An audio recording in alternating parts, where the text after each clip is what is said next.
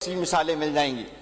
اس لیے ہم حق بجانب ہیں کہ ہم اپوزیشن پر بیٹھ کر کے آپ سے یہ پوچھیں کہ آپ کے پاس 15 سال سے مستقل اقتدار سندھ کا، آپ کے پاس لگ بھگ کوئی 30-35 سال کا وفاق اور شراکت داریوں کا اقتدار موجود رہا، تو آج بھی سندھ کے بچے کے پاؤں میں چپل کیوں نہیں ہے؟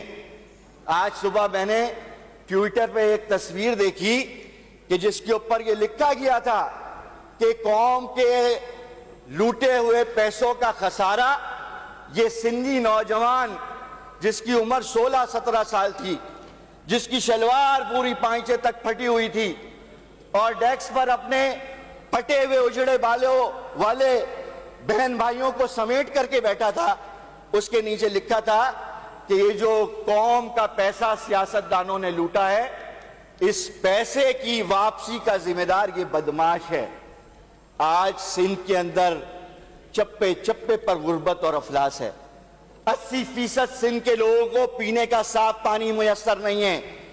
آپ کے اپنے جیالوں کو جن کی نوکریوں کے دعوے ان کتابوں میں بھی اور تقریروں میں ہوتے ہیں، 2 لاکھ 2.5 لاکھ 5 لاکھ 7 لاکھ 30 لاکھ تک کے ریٹ وصول کر کے ان کو ملازمتیں دی جاتی ہیں.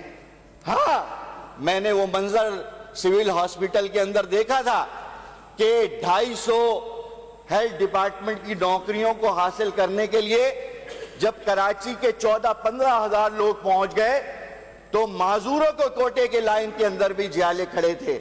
اور بعد میں پتہ چلا کہ پیرا میڈیکل کا جو سربراہ ہے کوئی قیوم بنیری، اس نے وہ ملازمتوں کو اتنے کروڑ میں خرید لیا اور اس نے پھر وہ ٹیرف بنا کر کے ان ملازمتوں کو بیچا.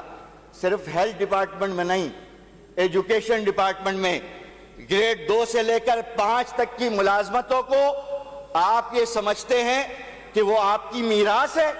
جو پیپلز پارٹی کے اندر موجود ہوگا اس کو چوکیداری کی نوکری ملے گی، وہ مالی لگے گا، وہ کلرک بنے گا. اور جو پیپلز پارٹی میں نہیں ہو، بے شک وہ سندھی ہو، بے شک وہ مسلمان ہو، بے شک وہ ہندو ہو، بے شک وہ عیسائی اور سکھ ہو، وہ بے روزگاری اور فاقہ کشی کے اوپر اپنی زندگی کی ڈوروں کو کھینچے گا. میں اس موقع پر ایکسائز اینڈ ٹیکسیشن والے مسئلے پر بھی بات کرنا چاہتا ہوں. یہ اسلامی جمہوریہ پاکستان کے اندر شراب کی فیکٹریوں سے 1145 ملین روپے کی آمدنی ہوگی، اور اس کے اندر آپ نے بہت ساری چیزوں کو لکھ دیا ہے.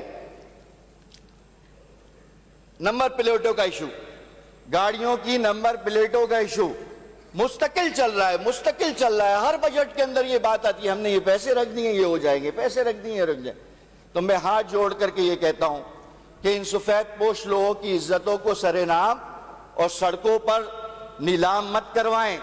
جو پیسے جس کے لیے رکھے گئے ہیں اس کے اوپر اس کو خرچ کرنے کا انتظام بھی کریں.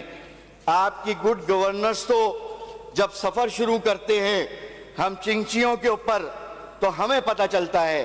آپ کی گڈ گورننس کو میں نے یہاں پر ایک پرچے کے اوپر لکھا تھا، یہاں پر فوڈ سیکیورٹی کے نام کے اوپر بات کی گئی.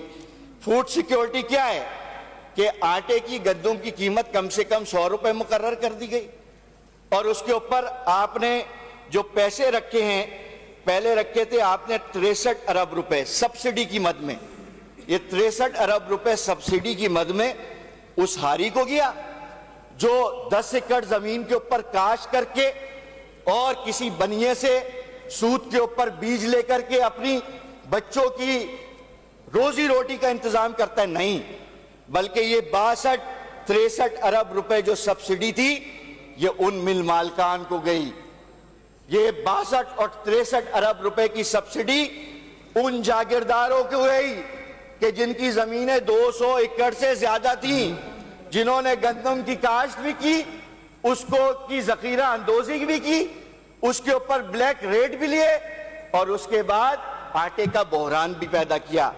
اے سی اور ڈی سی کے نظام کے ذریعے آپ نے اس کو لکھ دیا بے نظیر انکم سپورٹ کے ذریعے مفت آٹوں کی اور کم قیمت آٹوں کی تقسیم کا نظام بنایا، تو بھائی وہ منظر میں نے خود دیکھا ہے۔